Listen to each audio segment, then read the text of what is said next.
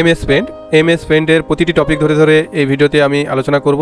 এই একটি মাত্র ভিডিও দেখলে তোমরা এমএস পেইন্টের A to Z শিখে যাবে। আশা করি যারা একেবারে এই ভিডিও দেখে এমএস পেইন্টের সম্পূর্ণ কাজগুলো জানতে পারবে। এই ভিডিওটি দেখার পর তোমাদের আর কোনো ভিডিও আশা করি দেখতে হবে না। প্রথমে এই সার্চ অপশানে গিয়ে আমরা পেইন্ট বলে লিখলে যে পেইন্ট চলে আসবে। এই পেইন্টের উপর ক্লিক করলে আমাদের পেইন্ট ওপেন হয়ে যাবে। প্রথমে একে আমরা টাইটেল বার বলবো, তারপরে কাস্টমাইজ কুইক অ্যাক্সেস টুলবার বলা হয়, তারপরে এখানে যে অপশানগুলো রয়েছে এখানে কুইক অ্যাক্সেস টুলবার বলা হয়।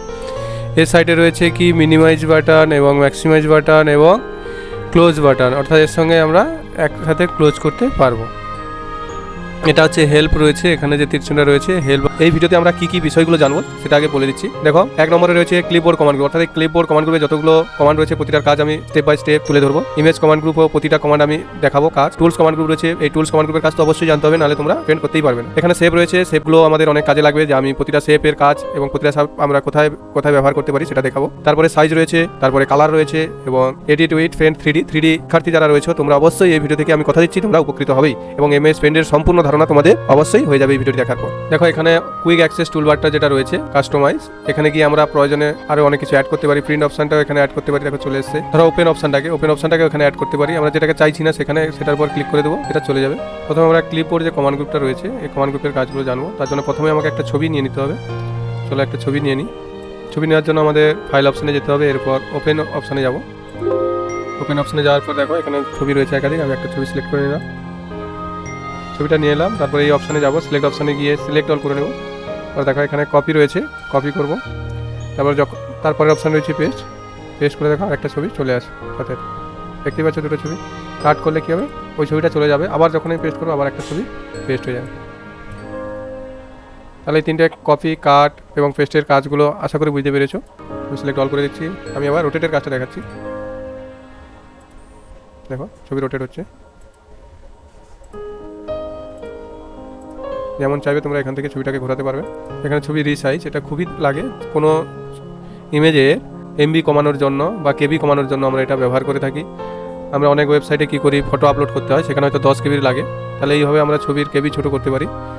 আগে আমি দেখে নিই ওই ছবিটা কত কেবি রয়েছে। দেখো এই ছবিটা নিয়েছি, প্রপার্টিতে যাব, রাইট ক্লিক করার পর এখানে পরিষ্কার দেওয়া রয়েছে। দেখো সাইজ 2.2 MB। তাহলে ওটাকে কেবিতে নিয়ে যেতে হলে আমাকে কী করতে হবে, আগে ওইখানে চলো। তাহলে দেখো এখানে রিসাইজ রয়েছে, রিসাইজ অপশানে গিয়ে এখানে আমি 20 করে দিলাম। এখানে 20 করতে এখানে অটোমেটিক 20 হয়ে যাচ্ছে। যদি তোমরা এখানে পরিবর্তন করতে চাও তাহলে এটা তুলে দিয়ে করতে পারো। দেখো আমি আরেকবার করে দেখাচ্ছি। 40, দেখাটা পরিবর্তন হচ্ছে না, সাধারণত এটা করেই করবে কাজ। 20 করার পর ওকে করলাম। কত ছোটো হয়ে গেছে ছবিটা, আর আমি এখানে সেভ করে দিলাম। এবার চলো দেখি ছবিটা কত হয়েছে। প্রপার্টিতে যাব, এখানে দেখতেই পাচ্ছ 265 KB হয়ে যাচ্ছে। তাহলে আরও ছোটো করতে চাইলে আরও ওইভাবে কমাতে পারবে। সিলেক্ট করার পর এবারে কার্ভ যে অপশানটা রয়েছে সেই কার্ভ অপশানের কাজটাকে ক্লিক করব। ক্লিক করার পর আমরা দেখো দিয়ে আবার এন্টার করব। দেখো যতটা নিয়েছি ততটা কেটেছি, ততটা কেটে গেছে, এটা অর্থাৎ কার্ভ হয়ে গেল। চাইলে আমরা আগে সেটাকে দেখো।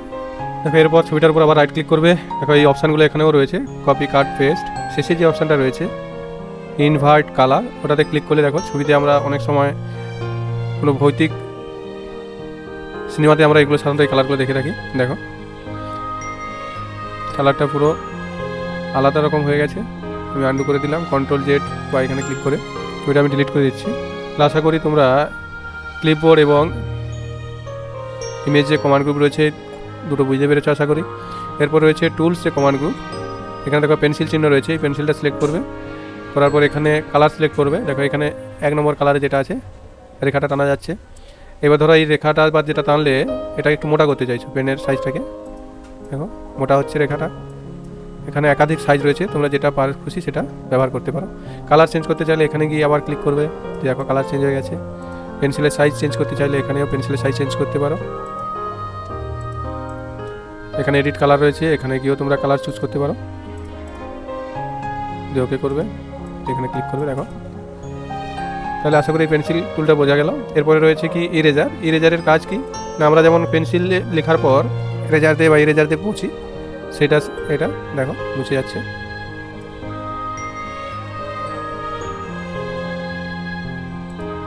একটা আছে জুম অপশান, যেটা ধরো ক্লিক করবে, যেটা সিলেক্ট করবে তো এখানে জুম করতে পারবে। এক ক্লিকে দেখো, যতবার ক্লিক করবে এটা বড় হয়ে যাবে। ধরো এখান থেকেও আমরা এই জুমটা করতে পারি, যেমন ছিল 100 রেখে দিলাম। এখানে ক্লিক করার পর তোমরা যখন এখানে ক্লিক করবে একটা টেক্সট চলে আসে। দেখো এখানে অনেকগুলো অপশান চলে এসেছে যেগুলো আগে ছিল না। তাহলে এখানে তোমরা কোনো টেক্সট লিখতে পারবে। পেন্ট তাহলে তোমরা পেন্ট ব্যবহার করতে, এখন লিখেছি কিন্তু দেখাচ্ছে না, কারণ এখানে কালারটা কী আছে, হাইড হয়ে আছে। তাহলে এগুলোকে কালার চেঞ্জ করতে হবে। প্রথমে আমাকে পুরো সিলেক্ট করে একটা কালার চুজ করে নেব। চলে এসছে কালার লেখা। দেখো আমি আবার সিলেকশনে ক্লিক করার পর এখানে করে ডিলিট কি প্রেস করলে সব ডিলিট হয়ে যাবে। এবার এটার কাজ আমরা দেখবো। এটার কালার চেঞ্জ করা হয়, এটা কালি ভরা হয়।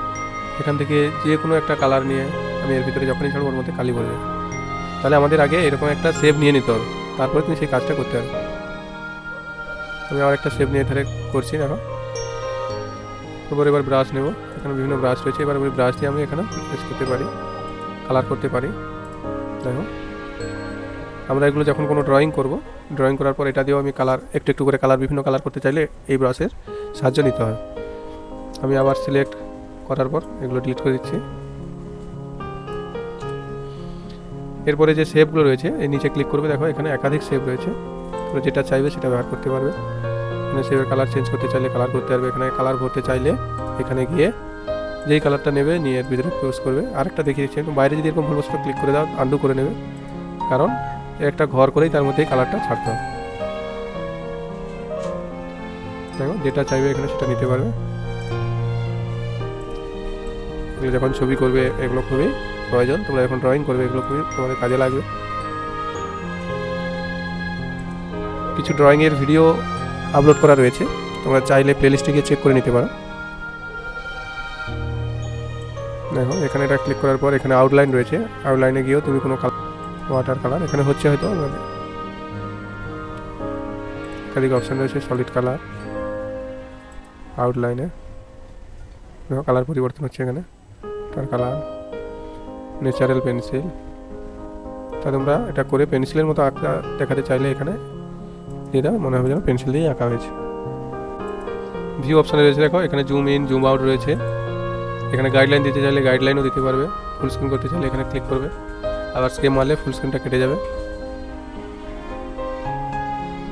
আবার হোমে যায় ফাইল যে বাটনটা রয়েছে বা মেনু বারটা, এখানে দেখো একাধিক অপশান রয়েছে। সেভ করতে চাইলে এখানে সেভ করবে, তারপর এটা প্রিন্ট করতে চাইছো প্রিন্ট অপশানে ক্লিক করবে এবং এটা কেটে দিতে চাইলে এখানে ক্লিক করবে।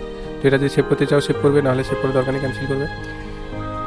তাহলে আশা করি এমএস পেইন্টটা সম্পূর্ণ ধারণা হয়ে গেছে তোমাদের।